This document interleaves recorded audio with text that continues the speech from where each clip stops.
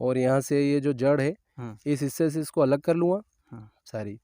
और ये डंडल है पीछे का, इसको सूखा के इसका थ्रेसिंग करके इसका भूसा बना लेंगे।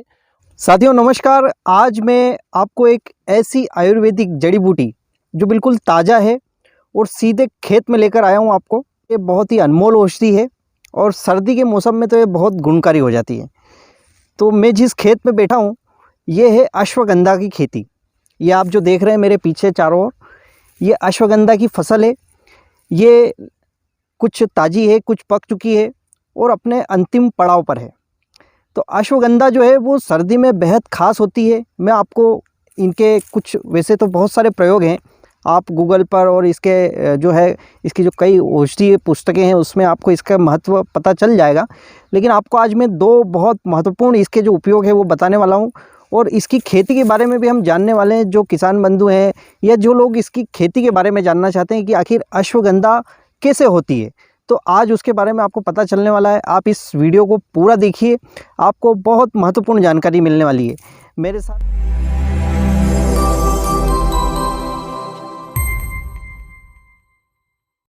तो पहले जान लेते हैं कि आखिर अश्वगंधा होती क्या है। साथियों ये देखिए, ये अश्वगंधा है, ये आप देख रहे हैं। ये अश्वगंधा के पौधे की जो ये जड़ होती है मूल रूप से ये काम आती है। और ये इसके जो पत्ते हैं इनका भी जब ये जड़ निकाल ली जाती है और जब बाकी का हिस्सा बचता है तो इसका भी पाउडर बन जाता है और वो भी औषधि उपयोग में लिया जाता है। तो इसके बहुत महत्वपूर्ण उपयोग हैं। आपको सर्दी के मौसम में ये अश्वगंधा के अगर पत्ते आपको ताज़ा मिल जाए तो आप इन ताज़ा पत्तों को काली मिर्ची और सेंधा नमक के साथ में सेवन करें। कितनी भी पुरानी खांसी हो, कफ के साथ खांसी चल रही हो, सर्दी हो, जुकाम हो या अन्य जो भी कोल्ड या श्वसन तंत्र से संबंधित जो भी रोग हैं वे इसके पत्ते मात्र से ठीक हो जाते हैं। तो एक तो ये बहुत अच्छा इसका मैंने आपको फार्मूला बताया।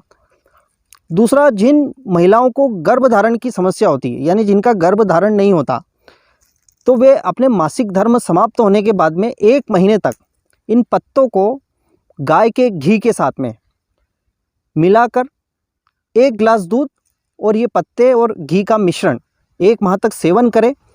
ये एक बहुत चमत्कारिक प्रयोग है और बाबा रामदेव जी ने भी अपनी पुस्तक में इसका उल्लेख किया है। तो ये दो बहुत गंभीर समस्याएं हैं। अभी सर्दी खांसी का सीज़न चल रहा है, अभी आप देख रहे हैं कि ठंड, मौसम बहुत गड़बड़ हो गया था और कोरोना की तीसरी वेव का भी एक आशंका बनी हुई है। तो ऐसे में ये अश्वगंधा बहुत फ़ायदेमंद होती है। तो आज मैं बिल्कुल आपको खेत में लेकर आया हूँ। आप चारों तरफ देख सकते हैं मेरे अश्वगंधा ही उगी हुई है और ये मेरे हाथों में भी है। और इसका ताज़ा जो पत्ता है उसका सेवन करने के बाद में तो एक अलग ही अनुभूति होती है। तो आप अश्वगंधा के बारे में और रिसर्च कीजिए, पढ़िए, खोजिए कि आखिर ये अश्वगंधा क्या है। हम भी आपको समय समय पर आगे इसी तरह से सीधे खेतों से किस तरह से जड़ी बूटियाँ खेतों में होती है और उनका कैसे हम लाभ ले सकते हैं उसके बारे में बताएंगे। तो आइए अब हम इसकी खेती के बारे में भी जानते हैं। इसके जो खेती जिस तरह से इसको पैदा करने से, यानी उगाने से लेकर जो अंतिम इसका कटाई का जो समय होता है या निकालने का जो समय होता है, वहाँ तक क्या क्या होता है इसके बारे में जानते हैं। आइए चलते हैं। तो साथियों, जो अश्वगंधा के खेत में हैं हम सीधे, और जिन्होंने ये अश्वगंधा की खेती का जो है उत्पादन किया है, लालाखेड़ा के युवा कृषक हैं श्री भगत जी पाटीदार, और इन्होंने अपने खेत में ये अश्वगंधा की खेती करते रहते हैं।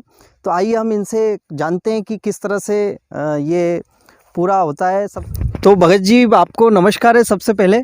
सभी को प्रणाम, नमस्कार। सभी किसान बंधुओं को और सभी दर्शकों को बहुत बहुत नमस्कार जयराम जी की। तो आप ये खेती कैसे आपने प्रारंभ की और अश्वगंधा की खेती का ही आपके मन में क्यों आया? क्योंकि लोग परंपरागत खेती करते हैं और ये औषधि खेती बहुत कम करते हैं। तो ऐसा आपके मन में क्या आया कि आपने ये अश्वगंधा को चुना? देखिए, मैं तो ये सभी किसान बंधुओं को यही कहना चाहूँगा कि अपनी परंपरागत खेती को छोड़ के कुछ औषधीय खेती की तरफ भी लोगों को बढ़ना चाहिए, क्योंकि इसमें खर्चा कम और मुनाफा ज़्यादा है। और इसी में एक अपन ने ये औषधि चुनी, अपन ने अश्वगंधा, जो कि एक बहुत ही शानदार औषधि है, बेहतरीन इसका, और मुनाफा भी अच्छा मिला मुझे। मैंने खेती इसको दूसरी बार कर रहा हूँ। एक बार पिछली सीजन में करी थी ठंड की टाइम पे, और ये बरसात वाली है जी। नहीं, बहुत अच्छा। आइए हम इनसे और बहुत सारी बातें जानते हैं। बहुत ही युवा और उत्साहित कृषक हैं लालाखेड़ा के, और ये प्रयोग करते रहते हैं। तो आइए हम इनके साथ में अश्वगंधा के खेत में ही बैठकर पूरी जानकारी लेते हैं।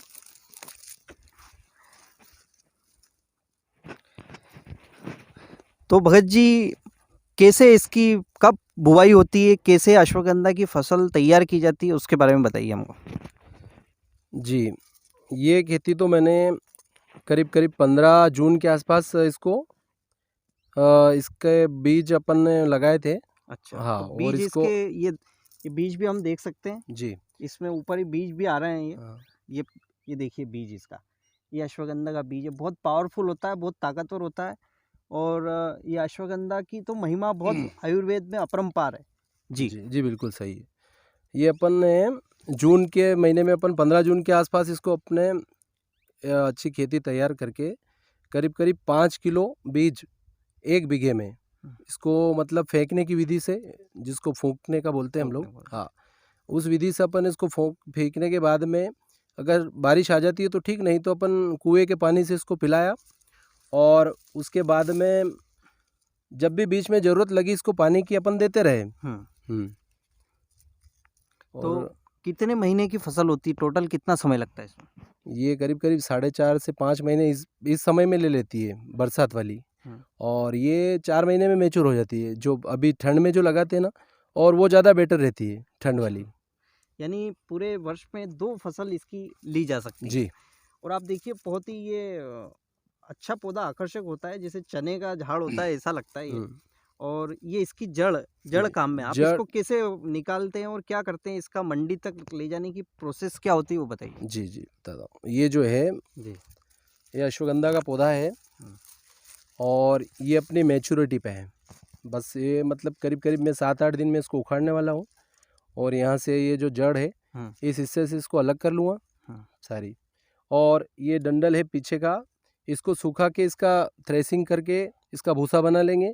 और इसका भूसा भी बिकता है, और जड़ें भी अलग हो जाती है। और जड़ें अच्छे से सूखा के, फिर इसका भी 2-3 वैरायटी होती है, उसको अच्छे पैर से दबा के, इसके जो पीछे पीछे वाले जो हिस्से होते हैं पतले पतले, ये टूट के अलग हो जाते हैं। इसको अच्छे सूखने के बाद में अपन पैर से दबाते हैं ना, तो ये पीछे पीछे वो एक कड़क, हाँ, कड़क डंडी अलग हो जाती है।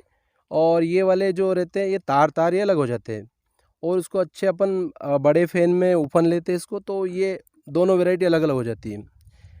तो मैंने तो पिछले बार इसको बेचा था 32,000 रुपये कुंटल बेचा था। अच्छा, हाँ, यानी 1 कुंटल के 32,000 रुपये, 320 रुपये किलो। और ये पिछले जो तार है, ये 16,000 बिके थे। जो पिछला जो सबसे तार वाले, हाँ ये। और ये ऊपर का जो था भूसा, इसको थ्रेसिंग करके ले गए थे, तो 1 बीघा करीब करीब ये 12 कुंटल निकला था भूसा। और ये बिका था 1900 रुपये कुंटल का। तो इसमें मतलब समझ के चलो कि मजदूरी के पैसे तो यही दे देता ऊपर का ही। हाँ। और ये जड़े कुल मिला के 1 बीघे का अपना 1,60,000 का हो गया था टोटली। हाँ, यानी कुल मिला के ये बहुत फायदेमंद है। बिल्कुल है ना। जो परंपरागत खेती है उससे हटके और कुछ नया प्रयोग है। तो आगे आप क्या सोचते हैं और औषधि खेती के बारे में आपका क्या विचार है? मेरा तो ये है कि मैं तो ये तो लगाऊंगा ही सही, और भी सोच कर रहा हूँ कि मैं आगे कुछ ऐसा तुलसी वगैरह इनमें भी थोड़ा अपना। हाँ, यानी आप और भी औषधि खेती करने के जी उसमें। जी जी बिल्कुल। तो आपको क्या लगता है कि औषधि खेती को बढ़ावा देने के लिए और क्या सरकार की तरफ से क्या सुविधाएं होना चाहिए या कैसा माहौल होना चाहिए ताकि किसान जो है उसके लिए प्रेरित हो? जी, सरकार भी इस चीज़ पे बहुत जोर दे रही है कि औषधि की तरफ बढ़े, क्योंकि इस समय ये माहौल ही ऐसा चल रहा है, और लोगों का रुझान भी बढ़ा है औषधियों की तरफ। तो मैं तो यही कहूँगा किसानों को, और सरकार से भी रिक्वेस्ट करूँगा कि इन औषधि पौधों पे, जो भी औषधि फसलें होती है, उन पे कुछ अनुदान वगैरह दे, ताकि किसान भाई इसमें ज़्यादा रुचि दिखाए और थोड़ी परंपरागत खेती को छोड़ के औषधियों की तरफ जाए। तो वैसे भी अपना भारत औषधियों का खजाना है, तो वापस इस तरफ मुड़ना चाहिए लोगों को। कम से कम अपने सारी ज़मीन का 10% हिस्सा तो औषधियों की तरफ होना चाहिए। नहीं, बहुत अच्छा। और कोई ऐसी बात जो आप कहना चाहते हो? मैं तो यही कहूँगा कि कुछ हिस्सा अपना जो है ज़मीन का 10%, जैसे 20 बीघे है तो 2 बीघे में औषधीय पौधे, चाहे वो अश्वगंधा हो, तुलसी हो, कार्बेट है जिसको चुरायता बोलते हैं वो है, और भी बहुत सारी औषधियाँ हैं जिनको कहीं पे जाके लोगों को, किसानों को भी देखना चाहिए, उसके बाद में अपने खेत में लगाना चाहिए, क्योंकि इसमें मुनाफा ज़्यादा है। अब दूसरी अगर फसल लगाते अपन तो 20-25 हज़ार रुपये बीघे की होती है, और ये 1,60,000 की हुई है। मान लो कभी कुछ भाव कम ज़्यादा भी हुए तो भी 1 लाख के आसपास हो जाती है, इतनी कुछ भी नहीं होती है। और इसमें सबसे बड़ी बात यह है कि इसमें खर्चा बहुत कम है। अच्छा। मैंने इसको लगाया, उसके बाद में कोई फर्टिलाइज़र या कोई पेस्टिसाइड कुछ भी इस्तेमाल नहीं यानी किया। रसायन का भी इसमें उपयोग नहीं होता है। जी बिल्कुल, कोई ज़रूरत ही नहीं पड़ती। बिल्कुल ये बिल्कुल। अपने आप ही मतलब इसकी जो है बढ़त होती रहती है। हाँ, ये खाली देसी खाद डाला था इसमें स्टार्टिंग में, और फिर क्यारियाँ निकाल दी और फेंक दिया और पानी पिला दिया बस। ये बहुत अच्छी बात है। देखिए ये पूरी इसकी जड़ उपयोग में आती है, ये जड़ अलग हो जाती है, इन्होंने जैसा पूरा बताया ये, और इसका पूरा चूर्ण बनता है। और ये पतंजलि भी इसका चूर्ण बनाता है, और भी दूसरी आयुर्वेदिक कंपनियां इसका चूर्ण बनाती है। तो आप देखिए ये बहुत अनमोल चीज़ है। ये नीचे का हिस्सा है, ये अलग हो जाता है जी, और हम इसको ताज़ा भी ले सकते हैं। अगर हम खेत में आएंगे सीधा और इसको ताज़ा लेंगे तो इसके गुण और बढ़ जाएंगे। तो सभी को आना चाहिए, अपने शहर से आसपास किस तरह की खेती हो रही है वो देखना चाहिए। और आपको इस तरह की कोई भी जानकारी चाहिए तो आप हमारे चैनल पर संपर्क कर सकते हैं। आपको ताज़ा अश्वगंधा इस तरह की चाहिए हो तो भी आप हमसे संपर्क कर सकते हैं, यथा योग्य सुविधा अनुसार आप तक पहुंचाई जाएगी। तो बहुत अच्छी बात है भगत जी, जी, आप इसी तरह जो है खेती में नए नए प्रयोग करें, जी, हम ऐसी मंशा करते हैं और आगे आपसे और भी हम संवाद करते रहेंगे। जी। आज जो आपके खेत में लाकर आपने हमें जो ये जानकारी दी उसके लिए आपको बहुत बहुत धन्यवाद है। आपको भी बहुत बहुत धन्यवाद उमेश भैया, जी आप यहाँ पे पधारे। जी। जी बिल्कुल, सभी धन्यवाद, सभी दर्शकों को भी बहुत बहुत धन्यवाद, सभी को जयराम जी की।